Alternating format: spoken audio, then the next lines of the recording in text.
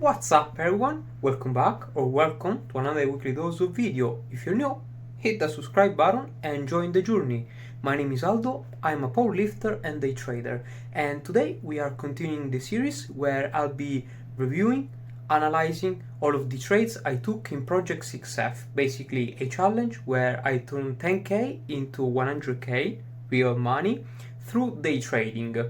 So yeah, we'll be analyzing and criticizing all of the trades together. Also, I wanted to make a standard intro for this series too, so you guys will be seeing this exact same intro in all of the series from now till the end. If it happens that you learn something from the series, please share it so we can reach more people together. And now, let's get to the sauce. Okay guys, we have episode 11, nice and ready.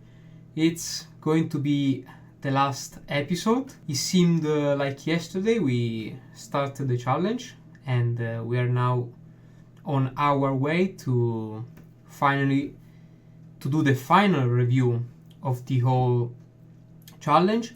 So stick to the end because we are going to do a full recap of all of the things we learned, the key lessons, what I'm going to do next, and so on. We have the first trade on gold, the 6th of May. Okay, the entry was here, and then the stop was there. Let's look at the 1 hour time frame to see what the bigger picture is doing. We are bullish. We are creating higher lows. Actually, this is the first higher low we are creating. So it seems like the higher time frame is finally transitioning to bullish again. I also see this level of resistance. Let's first give a look at the 30 minutes. Okay, I see a minor level, which is so small that I'm not really sure that's even relevant, but that's probably where I played this trade from. Yeah, we are definitely bullish on pretty much all time frames. The 1 hour is transitioning to bullish, so it's not 100% sure yet, especially because we are at a level of resistance. So it could actually fail, retrace, then print a second.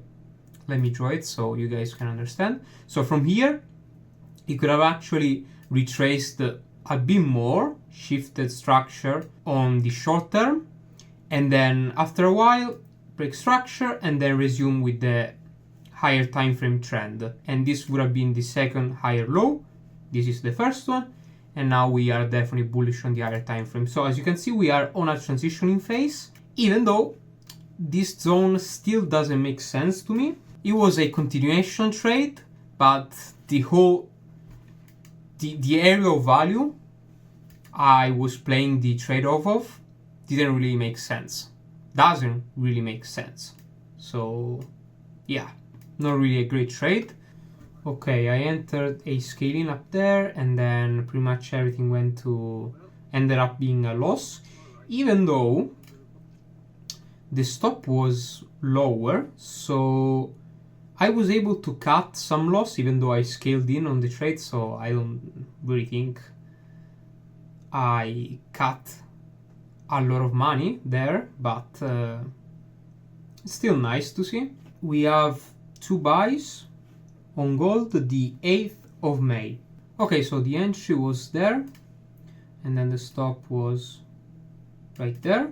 Let's go on our favorite time frame for bigger picture vision, and that is the 1 hour, where we can drag this level from past weeks. Seems like it's still pretty relevant, even though we can refine this level to a lower zone, which is this one, and that is the previous high now turned into support. So this makes definitely more sense. And it seems like also price is doing what I explained like a couple minutes ago. Price hit the resistance, and it's now transitioning to a bearish, short-term bearish trend. Now we are attempting to print a higher low and then resume the whole bullish trend. Can zoom in on the 15 minutes. I entered this trade impulsively since we were close to the previous 15 minutes low. We were at a support level. So once I saw price struggling to close below the low, that's when I enter. We can see the struggles even better on the 5 minutes. A lot of choppiness in the candles, lots of rejections to the downside actually, and I'm pretty sure it's going to be even cleaner on the 1 minute. Price pulled back multiple times but found this floor which wasn't able to break, and from there we started to print higher lows, very small since we are on the 1 minute, but really justified since we were expecting price to not be able to close well below this the previous 15 minutes low. That's how I was able to catch this move. Looks like it worked out really nicely. Okay, running 18k like it's nothing. 19k now. Okay, 23k. Well, and it seems like those were the only 2 trades I took in the whole episode. Very nice way to end the whole project. A very nice winner, actually. This has definitely been a long ride from 10k to 100k, ups and downs. And here we can immediately find the first key lesson. And that is, despite lots of mistakes, the weeks of drawdowns, I was able to go through all of that and complete the challenge because I was putting my focus, my attention to what really mattered, and that was executing on my process. Make sure to give my best at analyzing the charts. Now, of course, a lot of mistakes, a lot of trades I took, I say now that they are silly mistakes, but I say this because now I know better. Now I am better compared to my previous version, to my trading skills at the time. And I think that's a very normal part of the process, of the journey, especially your trading journey. If you're learning, if you are getting better, if you are making progress, you are always going to say that. You are going to look back at, you're going to look 1 year, 2 years back and say, damn, that was a silly mistake I did. Or, damn, I could have caught that move. I could have made that money. And I'm going to say this, especially for this challenge, I could have easily completed the whole challenge, the whole project in half of the time, at least half of the time. But again, I say that because now I know better. At the time, I know I was giving my best. I was focusing on learning from my mistakes, from analyzing well the charts. That was all I was focusing on. I repeated this many times throughout the entire challenge. Whenever I took a heavy hit, whenever I knew I did a mistake, whenever I knew I performed bad for the day, everything I was saying at the end of the day, tomorrow is another day and I'll go again. I remember saying this a lot of the time throughout the challenge.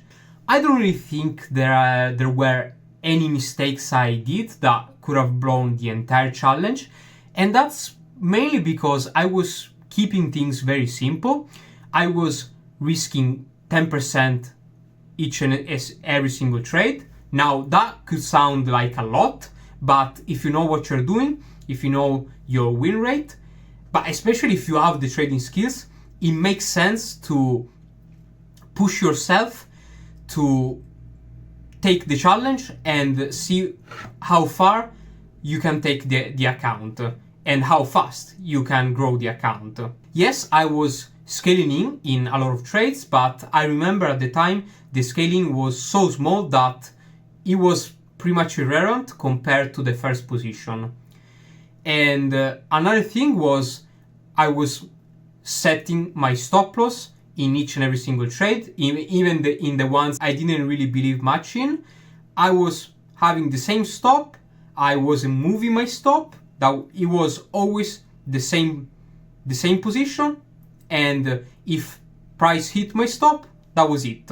Also, I was taking maximum 2 trades per day. If I got 2 losses, I'm out and I'm done for the day, and tomorrow will be another day. That was my mindset, my focus throughout the entire challenge. The only thing, if I would start over the whole challenge again, I will definitely stick to journal my trades, because I remember the first couple weeks I was journaling my trades, even though, again, I could have journaled my trades much better, but this again refers to what we talked about previously. I would definitely, if I would restart the whole challenge, I would definitely stick to journal my trades throughout the entire challenge, and that's because I could have definitely catch myself faster on a lot of mistakes I was doing. But aside from that, I will definitely keep the same mindset I had at the beginning of the challenge. Now, what's next for trading? Well, I'm definitely cooking something up, so I can't really spoiler anything yet, but you guys will see very soon. And if you're not subscribed, you'll never know what and when I'm going to release the next big thing, so now the decision is up to you. Now, this can sound really cliche, but I really have to say it. If I did it, so can you. We all saw the crazy amount of mistakes and failure I had throughout the challenge, but throughout my entire trading career. So I genuinely believe with the right mindset, with the right trading skills, you can do it. Alright, hope you guys learned something from this whole series, and these things are going to help you in your own trading journey. Until next time, keep grinding, stay focused, and I'll catch you in the next one.